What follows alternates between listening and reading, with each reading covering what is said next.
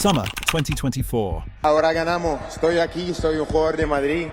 Florentino Pérez engineered the most anticipated transfer of the decade. He handed Kylian Mbappé the white shirt, a president's ultimate vision. 12 years of pursuit finally delivered. The Bernabéu erupted. Every front page ran the same photo. But inside Valdebebas, one man stayed quiet. Carlo Ancelotti didn't speak in superlatives. He smiled, said the right things, and went back to work. That silence was telling.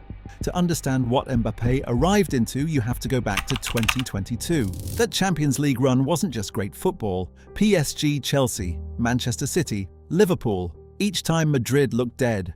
Each time they came back, not through a system, through trust. Vinicius Jr. was the heartbeat.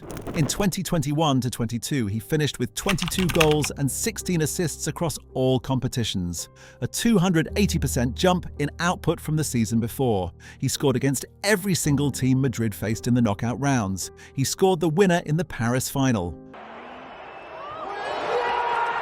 After that night, Neymar called him the best player in the world. Rodrigo was the silent assassin.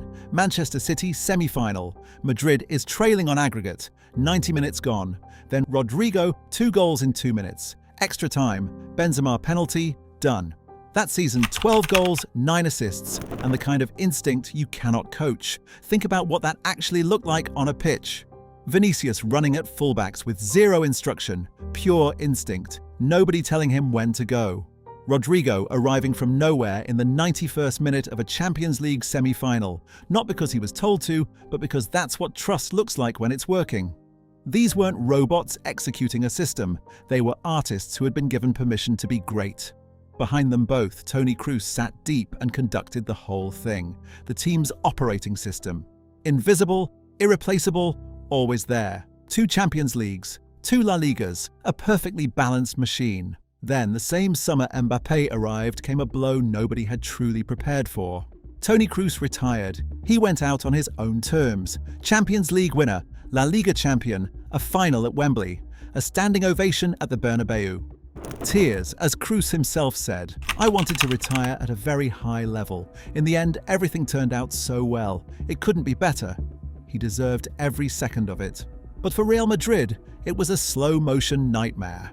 Kroos wasn't just a midfielder, he was the metronome. And when he left, that calmness left with him. Ancelotti's priority that summer was clear: reinforce the midfield, fill the structural gaps, rebuild the balance. Instead, Florentino Pérez handed him the most famous striker on the planet. Florentino doesn't think in formations, he thinks in eras: Zidane, Ronaldo, Beckham. The Galáctico isn't a signing, it's a statement. And Mbappé was 12 years in the making. On paper, the numbers looked historic. Mbappé scored 43 goals across all competitions in his debut season. He won the Pichichi with 31 La Liga goals, breaking Alfredo Di Stefano's debut season record at the club that had stood for 71 years. Individual brilliance? Absolutely real. But here's what the goals don't tell you. Mbappé failed to score in 4 of his first 5 Champions League games against Lille, Dortmund, Milan, and Liverpool. In the first Clásico at the Bernabéu, he was flagged offside 8 times in a single match, a La Liga record as Barcelona won 4-0. He missed a penalty against Athletic Club. He missed another against Liverpool in Europe. And when Arsenal came to town for the Champions League quarter-final, 3 goals. Real Madrid demolished. Mbappé, invisible, completely absent on the biggest night of Madrid's season. The goals were real. The impact in the moments that actually mattered wasn't always. Here's where it gets uncomfortable. Before Mbappé arrived, Vinicius Jr. had just delivered one of the great individual seasons in Madrid's modern history.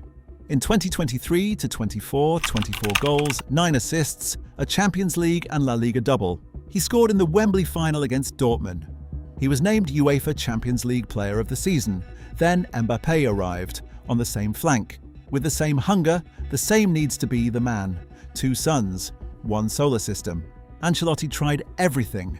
Mbappé through the centre, Vinicius tucking inside, positional tweaks, rotation. The system that had been fluid and free started feeling managed, calculated. Those words don't belong in the same sentence as Real Madrid's best football. Rodrigo, 17 goals and 13 assists across La Liga in the 2 seasons before Mbappé, saw his role shrink, his minutes become inconsistent. A player who had delivered in every massive moment now found himself on the fringes of a front line that couldn't figure itself out. Behind closed doors, Ancelotti was losing patience, quietly, professionally, in the only way he knows how.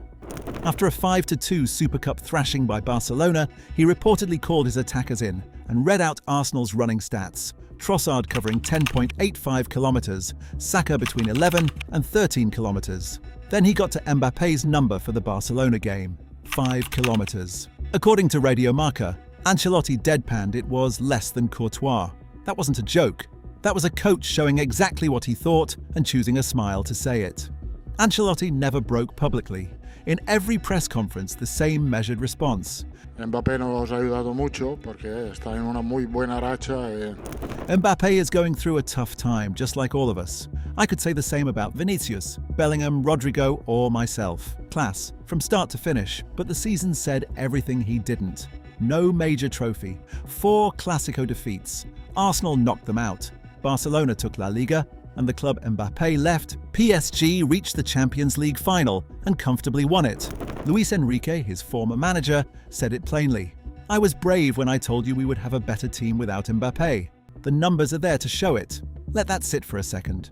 Florentino got his Galáctico moment. He always does. That's not cynicism, that's pattern recognition. But the coach got to be right, not the loudest voice, not the man with the checkbook, just the man who understood football most clearly and had the dignity to say nothing while history proved his point for him. Ancelotti has won 4 Champions Leagues, staying exactly where he is. Calm, precise, always one step ahead of the noise. He knew. The question for Real Madrid now is whether they'll remember what made them perfect in 2022 or keep chasing the next unforgettable name, regardless of what the team actually needs. And do you think Mbappé deserved the boos from his own fans?